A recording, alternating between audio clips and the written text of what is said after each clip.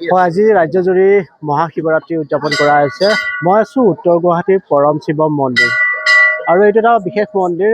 উত্তৰ গুৱাহাটীৰ উদ্দেশ্যত অৱস্থিত এই মন্দিৰটোত সম্পূৰ্ণ বৈদিক ক্ৰিয়াৰে সেই তাহানিৰ দিনৰ সেই বৈদিক ক্ৰিয়াকাণ্ডৰে এই মহাশিৱৰাত্ৰি উদযাপিত হয় আৰু প্ৰতি বছৰে উদযাপিত হৈ আছে। দেখুৱাইছোঁ এনেধৰণে মহাদেৱৰ স্তুতি কৰাৰ কাৰণে সকলোৱে ভিৰ কৰিছে পৰম শিৱম মন্দিৰত আৰু এনেদৰে শিৱলিংগত গাখীৰ ঢালি ধূপ দীপ নৈবেদ্য আগবঢ়াই প্ৰভু শিৱৰ আশীৰ্বাদ বিচাৰিছে সকলোৱে।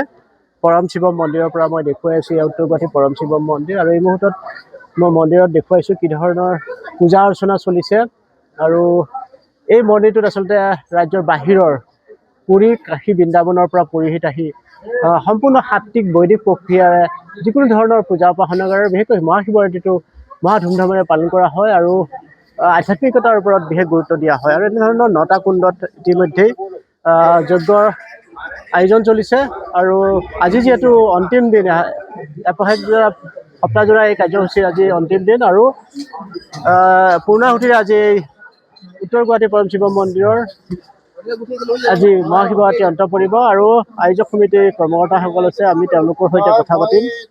কেনেকুৱা ধৰণৰ কাৰ্যক্ৰম আছিল এই মহাশিৱৰাত্ৰি? হয়, নমস্কাৰ। পোনপ্ৰথমতে মই আমাৰ পৰম শিৱম শিৱ মন্দিৰ আশ্ৰমৰ পৰা সকলোকে আন্তৰিক অভিনন্দন জনাইছোঁ। আমাৰ এই পৰম শিৱম শিৱ মন্দিৰ প্ৰাংগণত বিগত বৰ্ষবোৰৰ ধৰি এই বছৰো 7দিনীয়া কাৰ্যসূচীৰে আমাৰ লক্ষ্মীনাৰায়ণ যজ্ঞ আয়োজন কৰা হৈছে। লগতে আজি লক্ষ্মীনাৰায়ণ যজ্ঞৰ যে অন্তিম দিন, আজি দুপৰীয়া 1:30 বজাত এই পূৰ্ণাহুতিৰে এই মহালক্ষ্মীনাৰায়ণ যজ্ঞৰ সামৰণি পৰিব আৰু সন্ধিয়া 6:30 বজাত মহাৰুদ্ৰাভিষেকৰ আয়োজন কৰা হৈছে শিৱৰাত্ৰি উপলক্ষে।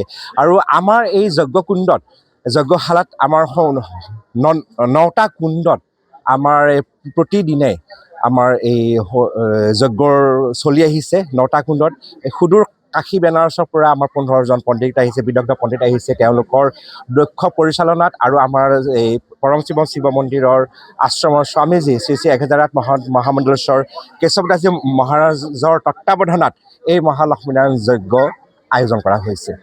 আৰু সঁচাকৈ আধ্যাত্মিক পৰিৱেশ ৰচনা হৈছে ইয়াত আৰু সপ্তাহজোৰা এই কাৰ্যসূচী আছিল আৰু আজি পূৰ্ণাহুতিৰে এই অনুষ্ঠানত সামৰণি পৰিব। আৰু মই দেখুৱাইছোঁ, চাওক কি ধৰণে এনেদৰে বেলগছৰ ওচৰত শিৱলিংগৰ আৰাধনা চলিছে আৰু প্ৰত্যেকে মহাদেৱক আৰাধনা কৰিছে। কিছু সময়ৰ পিছতে যজ্ঞ আৰম্ভ হ'ব আৰু লক্ষ্মীনাৰায়ণ মহাযজ্ঞৰ পূৰ্ণাহুতিৰে এই যজ্ঞ বিভিন্ন প্ৰান্তৰ পৰা ভক্তসকল আহিছে আৰু প্ৰত্যেকেই প্ৰভুৰ আশীৰ্বাদ পৰা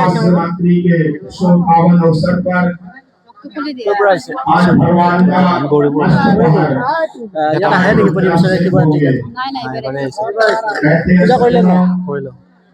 আৰু মহাদেৱ সঁচাকৈয়ে দয়ালু, দয়াৰ সাগৰ। মহাদেৱে সদায় বৰ প্ৰদান দিয়ে আৰু ভক্তৰ মনোবাঞ্ছা পূৰণ কৰে। গতিকে মহাদেৱক অতি সহজে সন্তুষ্ট কৰিব পাৰি আৰু তাৰ বাবে প্ৰত্যেকে মহাদেৱ ভক্তসকলে পূজা অৰ্চনা কৰিছে আৰু লক্ষ্মীনাৰায়ণ মহাযজ্ঞৰ আজি অন্তিমটো দিন আৰু আজি পূৰ্ণাহুতি হ'ব। আজিৰ যজ্ঞৰ ইতিমধ্যে চলিছে আৰু প্ৰায় লক্ষাধিক আহুতিৰে এই লক্ষ্মীনাৰায়ণ মহাযজ্ঞ তথা মহাশিৱৰাত্ৰি পৰম শিৱ মন্দিৰত আৰু এনেধৰণৰ এটা সাত্বিক পৰম্পৰা এতিয়াও অব্যাহত আছে উত্তৰ গুৱাহাটী পৰম শিৱ